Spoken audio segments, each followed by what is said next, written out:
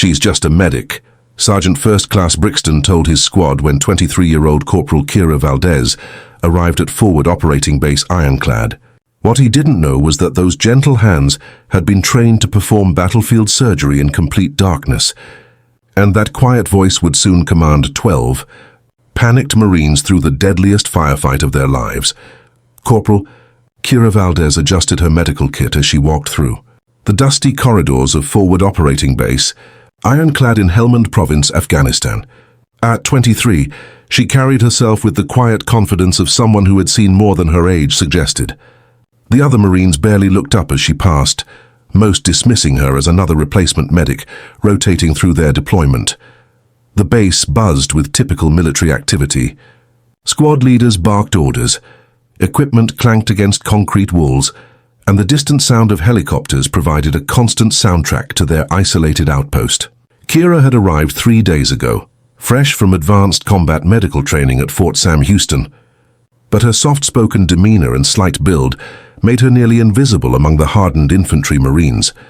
She had volunteered for this deployment specifically, requesting assignment to one of the most dangerous sectors in Afghanistan. Her personnel file showed standard qualifications for a Navy hospital corpsman attached to Marine units, but what it didn't reveal was the depth of training that had shaped her into something far beyond the typical battlefield medic. If you want to hear more incredible stories of veterans who proved everyone wrong, make sure to subscribe and hit the notification bell, because we share these powerful stories every week. Kira's exceptional abilities weren't accidents of talent. They were forged through a childhood spent in her grandmother's veterinary clinic in rural C. Montana. Dr. Elena Valdez had been a pioneering veterinarian who treated everything from ranch cattle to wild animals injured in the backcountry. While other children played video games, 8-year-old Kira learned to suture wounds on anesthetized horses and assist with emergency surgeries on kitchen tables when the clinic was closed. Her grandmother had fled Cuba as a young doctor, forced to rebuild her career as a veterinarian in America. She taught Kira that healing hands must work regardless of circumstances, light or available equipment. They practiced procedures blindfolded, performed mock surgeries using only basic tools, and studied anatomy until Kira could identify every muscle and bone by touch alone. When Kira turned 18, her grandmother was dying of cancer. In those final months, Kira provided round-the-clock medical care, learning to manage pain medications, operate feeding tubes, and perform complex wound care. The experience taught her that true medical expertise meant staying calm when everything was falling apart around you. After her grandmother's death, Kira enlisted in the Navy specifically to become a hospital corpsman. She excelled in every training program, earning top marks in battlefield trauma care and advanced life support. But her instructors saw only test scores and quiet competence, never suspecting the depth of practical experience she brought from years in Montana's remote veterinary practice. Her motivation was simple. Her grandmother had saved lives regardless of species or circumstance, and Kira intended to honor that legacy by saving Marines who others might give up on. The tension began during Kira's first patrol briefing, when Sergeant First Class Marcus Brixton outlined their mission to a village suspected of harboring Taliban fighters. As the squad discussed tactical approaches, Kira quietly suggested they bring additional medical supplies and consider evacuation routes for potential civilian casualties. Brixton's response was swift and dismissive. He told the squad that Doc Valdez was clearly new to real combat and didn't understand that their job was fighting, not running a field hospital. Several Marines chuckled, and Lance Corporal Torres muttered something about needing a real corpsman, not a rookie who probably fainted at the sight of blood. The skepticism deepened when Kira requested permission to inspect their current medical supplies. She found their trauma kits lacking critical items for treating severe hemorrhaging and asked to requisition additional tourniquets and hemostatic agents. Brixton refused, claiming she was overthinking things and that their standard issue gear had been sufficient for every other medic who had rotated through. When Kira tried to explain her concerns about treating multiple casualties simultaneously, Staff Sergeant Chen interrupted her. He pointed out that she had never been in actual combat and shouldn't try to redesign procedures that had worked for years. The other Marines nodded in agreement, viewing her suggestions as evidence that she didn't understand the realities of their mission. The final blow came when Kira asked about emergency surgical protocols. Torres openly laughed, asking if she planned to perform heart surgery in a foxhole. Brixton told her to focus on basic first aid and leave the serious medical decisions to more experienced personnel when they returned to base. The message was clear. She was just another inexperienced medic who would probably crack under pressure when things got serious. That night, Kira sat alone in her quarters, cleaning her medical instruments with the same methodical care her grandmother had taught her. The familiar routine brought back memories of those long evenings in Montana, working by lamplight when power outages hit their remote clinic. She remembered her grandmother's words about proving yourself through actions, not arguments. Elena had faced similar dismissal when she first arrived in Montana, with ranchers questioning whether a foreign woman could handle their animals. She had never wasted time defending her credentials, choosing instead to demonstrate her abilities when lives hung in the balance.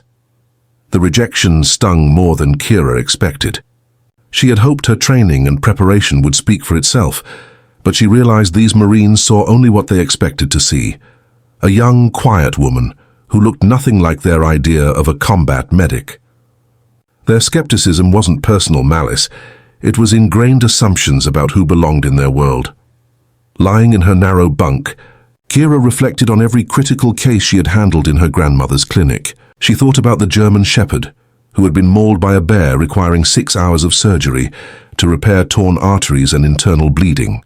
She remembered the rancher's son who had been gored by a bull, and how she had applied pressure to a severed femoral artery, while her grandmother prepared for emergency surgery. These memories didn't fill her with anger, but with quiet determination. She knew her abilities better than anyone in this unit, and she understood that proving herself would require patience and perfect execution when the moment came. 3 days later, their patrol moved through the village of Karga just after dawn. Intelligence reports suggested Taliban fighters were using local compounds for weapon storage, and the squad's mission was to conduct searches while maintaining positive relationships with civilians. The operation began smoothly, with village elders cooperating and no signs of hostile activity. But Kira noticed troubling indicators that others missed. Too many young men absent from a village that should have been preparing for the day's work, and an unusual number of motorcycles parked behind compounds despite the early hour. When she quietly mentioned her observations to Brixton, he dismissed her concerns as nervousness. He reminded her that intelligence gathering was not her job, and she should focus on staying ready to treat minor injuries if any Marines got careless around the search areas. 20 minutes later, Lance Corporal Murphy stepped on an improvised explosive device hidden beneath a pile of debris. The blast threw him 15 feet and immediately drew heavy automatic weapons fire from 3 different positions around the village square. Within seconds, the squad was pinned down with multiple casualties and no clear evacuation route.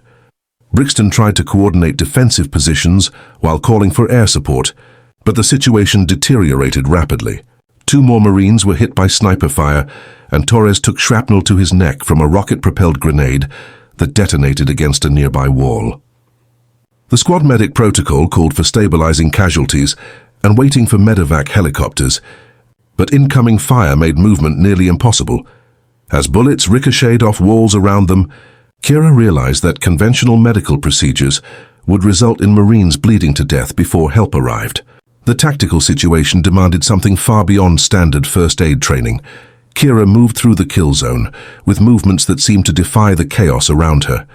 While other Marines pressed themselves against walls, she crawled between positions with surgical precision. Her medical kit transformed into an arsenal of life-saving tools. Her first patient was Murphy, whose leg had been nearly severed by the IED blast. Working entirely by touch while bullets sparked overhead, she located the damaged femoral artery and applied a tourniquet with the exact pressure needed to stop hemorrhaging without cutting off circulation to remaining tissue. Her fingers found bone fragments by feel alone, extracting debris that would have caused fatal infections. Torres was choking on his own blood from throat wounds when Kira reached his position. In less than 30 seconds, she performed an emergency cricothyrotomy using a combat knife and ballpoint pen, creating an airway that allowed him to breathe. The procedure required anatomical knowledge that went far beyond standard medic training, and she executed it perfectly while mortar rounds exploded 50 yards away. But her most extraordinary moment came when she reached Private Martinez, who had taken 3 rifle rounds to his torso. His blood loss was so severe that standard trauma protocols would have classified him as expectant, meaning too far gone to save. Instead, Kira began performing actual battlefield surgery, using her combat knife to expose the wound cavity and her bare hands to locate and repair a punctured liver.